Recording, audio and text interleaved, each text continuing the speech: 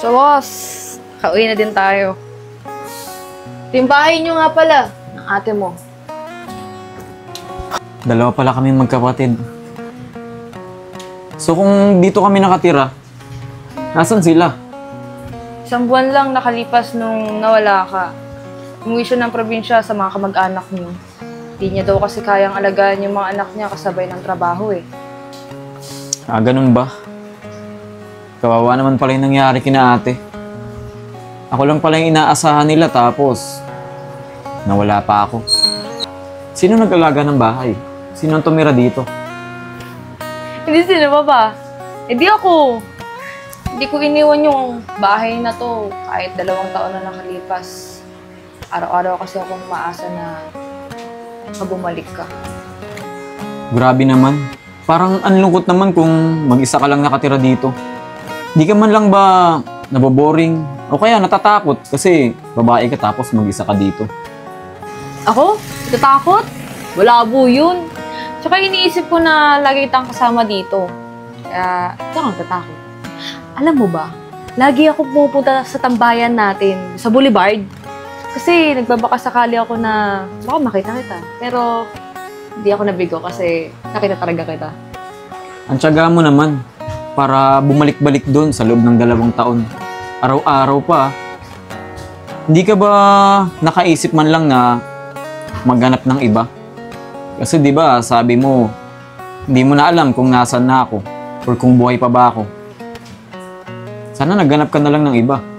Di na, uy. Kung hindi ikaw, wag na lang. Kung gustuin ko pa maging single habang buhay, hindi lang din ikaw. Eh paano kung hindi na talaga ako bumalik? Paano kung hindi mo na ako nakita? Tsaka paano kung namatay pala talaga ako sa pangyayari na yun? Alam mo, dapat hindi mo pinuputol yung kasiyahan mo para lang sa isang tao. Dapat matuto kang maging masaya kahit wala na yung taong nagpapasaya sa'yo.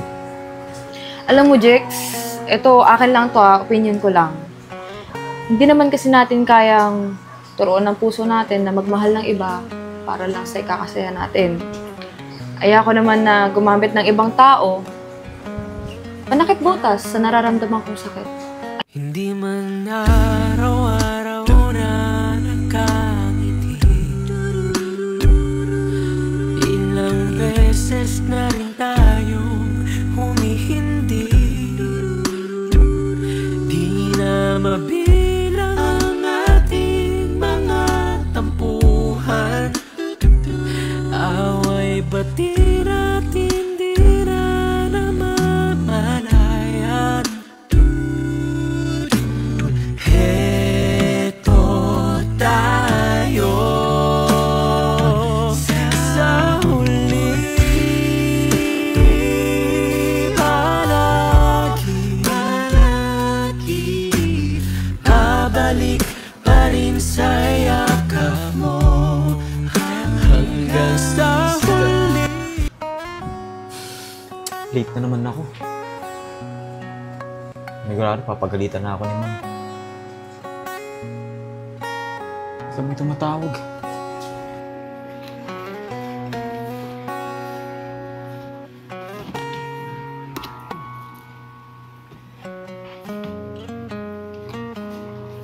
Hello, Ma'am? Opo, Ma'am. Nakabihis na po ako.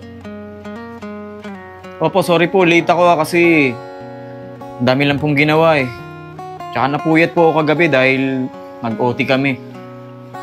Opo, papasok po ako ngayon, Ma'am.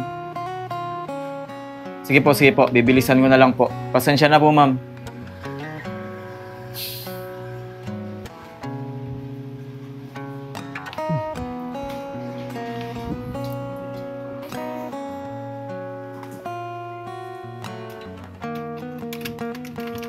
Ilang pala.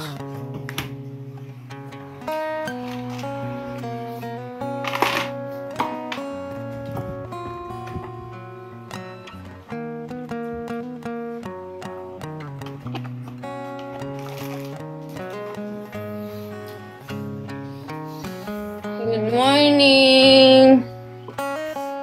Oh, nakabis ka na pala? Anong oras pa lang aga pa. Papasok ka na agad sa trabaho mo? Oo eh. Kailangan ko nang pumasok. Late na nga ako eh. Kasi late na rin ako nagising kanina. Tinawagan ako ni ma'am. Pinapapasok na ako agad. Minamadali na nga ako eh, pero wala naman na magagawa. Dami kaming ginagawa doon ngayon, kaya baka late ako mamaya umuwi ah. O nga pala, kapag ka sobrang gabi na at di pa ako nakaka-uwi, kumain ka na, huwag mo na ako hintayin kasi mapupuyat ka rin eh. Ha? Ano ba yan? Hindi na naman kita makakasama mag-aapon. Ba't pa kasi kailangan magtrabaho? Wala eh, kailangan eh. Lalo na ngayon, sobrang dami namin ginagawa. Hindi naman ako pwedeng umabsent eh. Kung pwede nga lang ba na dito na lang ako sa bahay. Kasi hindi pwede yun. Ano ba yan? Teka nga dito. Teka rito! Bakit ba? May ininom pa kasi ako eh. Hindi ka rito. Huwag matikas ulo mo. Hindi ka na. Ano nga? Bakit ba kasi? Kasi, punong alis. Dito ka na lang. Mamiss kasi kita eh kapag umalis ka eh. Hindi nga pwede. Ano ba? Nasasakal ako. Wait lang. Late na ako. Ay ako. Bahala ka dyan.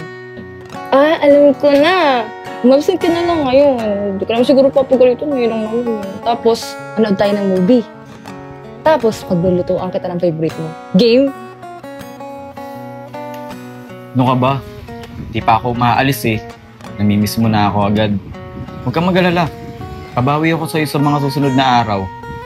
Sa ngayon, kailangan ko talagang pumasok eh. Sobrang dami namin ginagawa. Baka matanggal na naman ako. Kaya kailangan kong galingan ngayon. Ha? Sige. Wala naman ako magagawa eh. Basta umuwi ka ng maaga. Mamimiss kasi kita eh. Oo na, hindi ako maaga. Oh. Salamat. Ingat ka. Gusto mo yung damit mo? O anong gagawin kapag may lumapit sa yung babae? Sasabihin ko, may yesya na ako. Tama yan, tama yan. Ano naman gagawin kapag may kumusap sa'yo? Eh di, iiwasan ko na lang. Kasi matakot sila. May armalite ang misis ko. Buti alam mo. Hindi, yari sa akin yung babae mo. Oo na. Sige na, papasok na ako. Late na ako eh. Sige na. Ha? Bye-bye. Ingat ka dyan ha. Ano ba yun? Nung oras na naman ako mag-aantay sa kanya. At pa kasi kailangan niya magtrabaho eh. Gusto niya kasi siya yung tatagod sa aming dalawa. Diba yan? Siya kakalis niya lang oh. Masyado mo agad siyang namimiss. Ano, sige na, maliligo na nga ako. Masyado ko nang kinikilig. Liligo na ako para mapaglinis na. Para pagdating niya, linis na ang bahay. Tama. Ligo.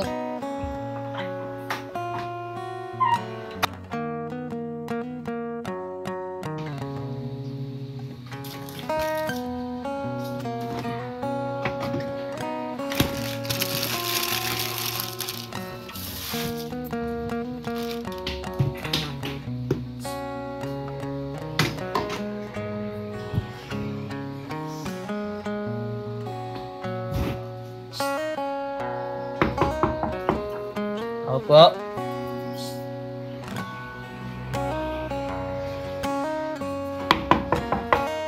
Teka lang. Wait lang. Wait lang po.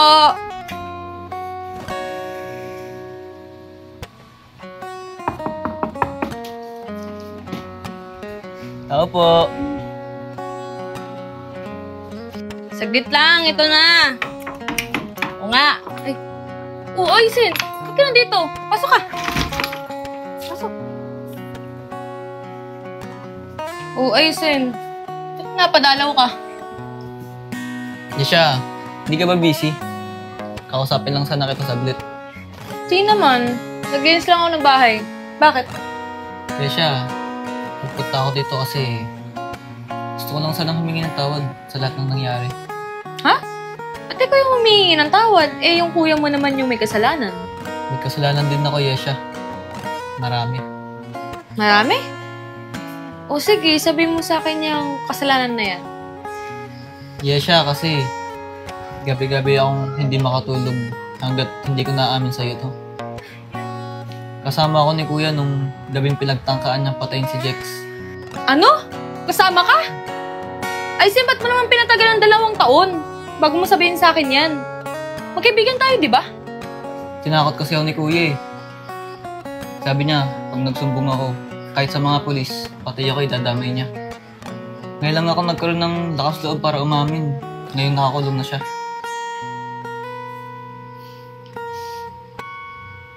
Grabe talaga si Enchong.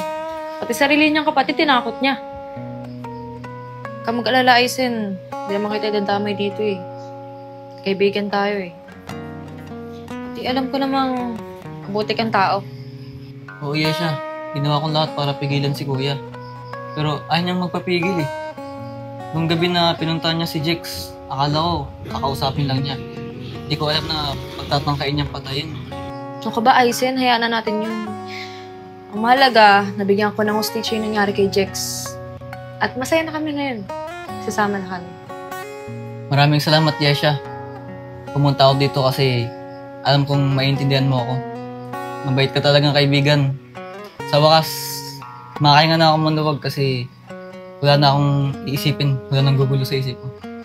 Paano, Yesha? Una na ako ah. Dahil pa kasi yung gagawin eh. Sige, Aizen. Maraming salamat ha. Ingat Sige. ka.